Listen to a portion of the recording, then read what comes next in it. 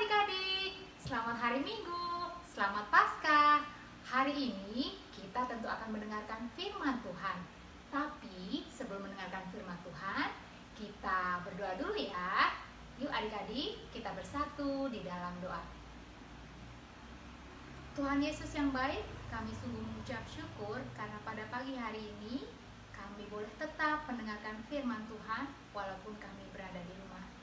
Ajar kami ya Tuhan untuk boleh duduk diam, mengarahkan hati dan pikiran kami hanya kepada Tuhan. Terima kasih Tuhan Yesus, di dalam nama-Mu kami berdoa. Amin. Adik-adik sudah siap dengan Alkitabnya? Yuk kita buka Alkitab kita dari Lukas 24 ayat 1 sampai 7. Lukas 24 ayat 1 sampai 7. Demikian bunyi firman Tuhan. Tetapi pagi-pagi benar, pada hari pertama minggu itu, mereka pergi ke kubur membawa rempah-rempah yang telah disediakan mereka. Mereka mendapati batu sudah terguling dari kubur itu. Dan setelah masuk, mereka tidak menemukan mayat Tuhan Yesus. Sementara mereka berdiri termanggu-manggu karena hal itu, tiba-tiba ada dua orang berdiri dekat mereka, memakai pakaian yang berkilau-kilauan. Mereka sangat ketakutan dan menundukkan kepala. Tetapi kedua orang itu berkata kepada mereka, "Mengapa kamu mencari Dia yang hidup di antara orang mati? Ia tidak ada di sini, Ia telah bangkit. Ingatlah apa yang dikatakannya kepada kamu ketika Ia masih di Galilea, yaitu bahwa Anak Manusia harus diserahkan ke tangan orang-orang berdosa dan disalibkan, dan akan bangkit pada hari yang ketiga."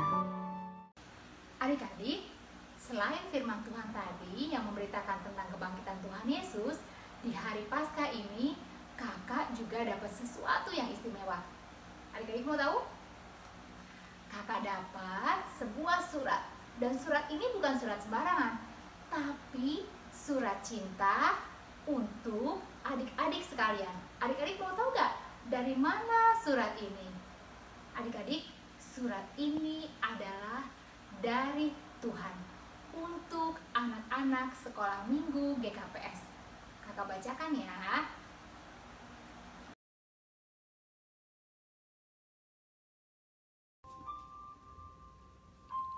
Anak-anak sekolah minggu GKPS yang kukasihi,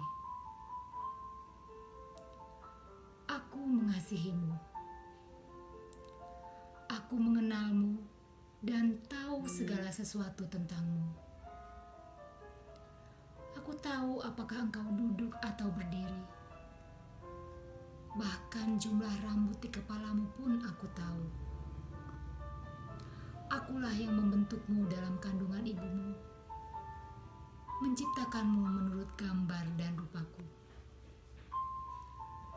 Anak-anakku, aku mengasihimu dengan kasih yang sempurna.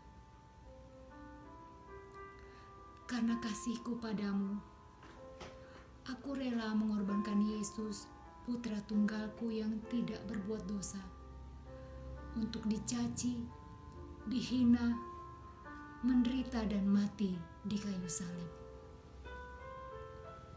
Anak-anakku, apakah kamu pernah mendengar ada yang mati kemudian hidup kembali? Tidak ada, bukan? Tapi Yesus, anakku yang kukasihi itu, bangkit. Ia telah menang atas kematian. Hanya Raja alam semesta yang sanggup melakukan itu. Dialah Yesus, Raja yang penuh kasih, yang telah membuktikan kasih-Nya dengan memberikan nyawanya, supaya kita yang telah mati terhadap dosa, hidup untuk kebenaran. Sekarang Yesus Sang Raja atas surga dan bumi ingin juga menjadi Raja bagimu. Apakah kamu mau menerima Tuhan Yesus menjadi Raja dalam hidupmu? Aku yang mengasihimu, Tuhan. Nah adik-adik, apakah adik-adik mau menjadikan Tuhan sebagai Raja dalam hidup adik-adik? Tapi apakah adik-adik juga tahu bagaimana caranya kalau adik-adik mau atau mengizinkan Tuhan menjadi Raja dalam hidup adik-adik? Kalau adik-adik tidak tahu, yuk kita tanya kepada Pak Pendeta.